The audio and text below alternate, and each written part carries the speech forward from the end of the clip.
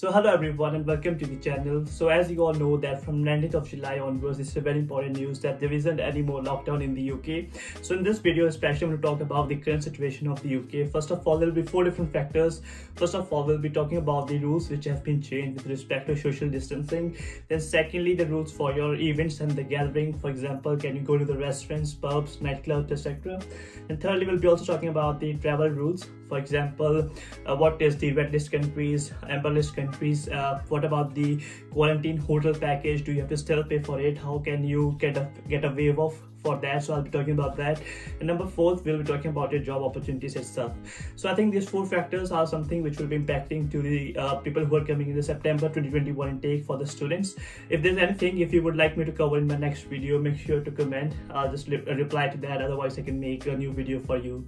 And people who have recently subscribed the channel, I would really like to thank you. I've been reading your comments and the feedback, and it's been really amazing during this last 1 week itself. So thanks for commenting. And for people who haven't subscribed the channel, please make sure to do that, as you will be getting all such amazing content, vlogs, student interviews, all this like UK student life stuff in your notification feeds. So make sure to subscribe the channel. Without any further ado, let's straight away get started with this video. First of all, the important news which you should be aware is that from 19th July onwards, there isn't any more lockdown. So let us straight away jump into the social distancing rules. Now, there isn't any limit on how many people can meet each other. Before, there were a lot of restrictions on the amount of people who can meet each other. Now, there isn't any more limit on that. And secondly, before there used to be 1 meter social distancing. Now, there isn't any 1 meter social distancing except in 2 places. Number 1 is the hospitals and the second is your airport itself. Then thirdly, in terms of the face coverings, now there isn't any more requirement of putting a face covering by the law. So but what the government has said is that it is up to the public that they can decide upon whether they should wear a mask or not.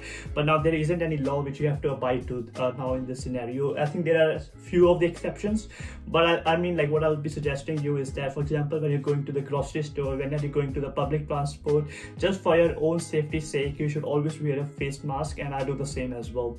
And the other one is for the shops and transport operators will still wear the mask, and this is exception which I was talking about. Then now secondly, let us talk about your rules with respect to events and gatherings.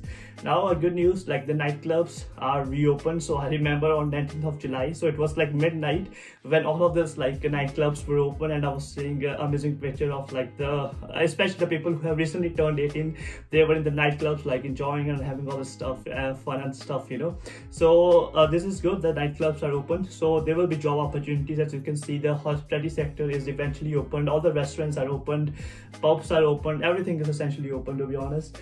Then secondly, there isn't any limit on guests at weddings and funerals. No limit on people attending concert, theaters or sport events. So recently there was like England versus Italy, quite a nice match to watch. Then there isn't any restriction on the communal worship. So you can go to your mandir, gurdwara, church, whatever it is. So there isn't any limit in terms of that as well. And now the most importantly, let us talk about the travel rules. Now there are travel rules still in place. So as you know, there are 3 different countries. Number 1st, your red list country, second the amber list, and third one is the green list itself. For the red list country, for example, India, Pakistan, Oman, all of these countries are still in the red list. So for them, the rules are still the same. For example, let's say you are coming from India to England, let's say on Friday. So you need to take a COVID test on Tuesday or after that.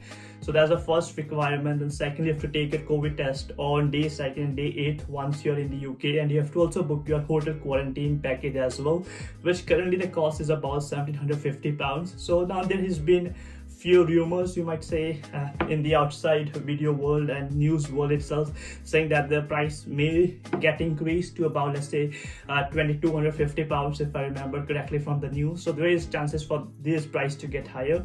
Anyways, the third requirement is your passenger locator form. And now secondly, let us talk about the amber list countries. Now there has been a little bit of distinction over here. Now people who are fully vaccinated, they don't have to book a hotel quarantine, but what they have to still do is that if they're fully vaccinated, they have to still take, I think, the COVID test on day 2nd, if I remember it correctly. And thirdly, they have to fill in the passenger locator form and have a proof or a certificate that they have taken they have been like fully vaccinated itself.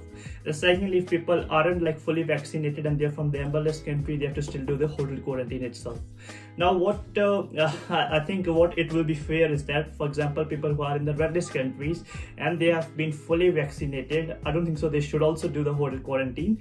Now, I mean, like, government would have a superb logic behind this, that why people who are fully vaccinated in the red list country, why they still have to quarantine, but I'm not sure why they have to do, to be very honest with you. So I think there should be some news coming out that might be there is a little bit of ease in terms of this. For example, if you're in the red list country, you're fully vaccinated, maybe then you might don't have to take this hotel quarantine. But for the students, it's a good news that your university will be paying for your hotel quarantine. At least there are few of the universities which I have got noticed about. Even like my own university, Strathclyde University, I know a lot of people are coming to Strathclyde University watching my videos, so I'm very excited to meet each and every one of you. For Strathclyde University as well, I recently received an email saying that university will be providing you the hotel quarantine package, so you don't have to pay from your own pocket. That's £1,750. This is where the university will be helping you out. And if you think your university hasn't updated yet about this, what I'll say you is there's like international student department in every single university, so maybe just drop them an email and just check that can you get a waive off or not, because I think most of the university will be getting most of the students who are planning to apply to any of the universities, I think they will be getting waive off. That's how they will be attracting the international students. But for sure, make sure that if you aren't aware about this, make sure to at least give them once an email for sure.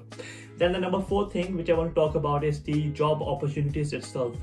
Now, you know, everything is kind of getting opened up, so of course there are job opportunities. So especially like students in their very first year, what they have to look for is a part-time job. So in terms of the part-time jobs, like anyways, if it wasn't the COVID itself, most of the students would have been employed in the hospitality sector, working in the restaurants, pubs, nightclubs, hotels, receptionists, all that stuff. And the hospitality sector has been open itself, so I think there are part-time jobs for sure available. I was looking in the Glasgow, so I'm going to Glasgow September, so I've got my master's degree to do in the September onwards. So in Glasgow as well, I think there are plenty of jobs which are available. For example, warehouse operative, so in the grocery store as well, there are a lot of jobs which are available. So for your part-time jobs, at least I would say that you don't really have to worry much. So again, as I said in my previous videos as well, even if it was a normal condition, it still takes about 1 or 2 months to find a part-time job, apply, and then do the documentation. It still takes 1 to 2 months, so be prepared that you have to manage your finances for that 1 to 2 months itself. So I think that is what I want to cover in terms of the part-time jobs. But if you think about the full-time jobs afterwards, I will say in terms of full-time jobs as well, there are a lot of graduate prospects available for the students, and most importantly, you have also got a post-study work visa. So in terms of your job opportunities, I think it's a good timing to come in the UK, especially in the September 2021 intake itself. So these are the 4 factors which I wanted to cover in this video. And if you're interested to watch more of my videos related to this is a playlist which I will be suggesting you to watch next. And if you think you find some value out of it, make sure to give it a like and subscribe the channel so that you get the regular notification. And thanks for watching and your time itself.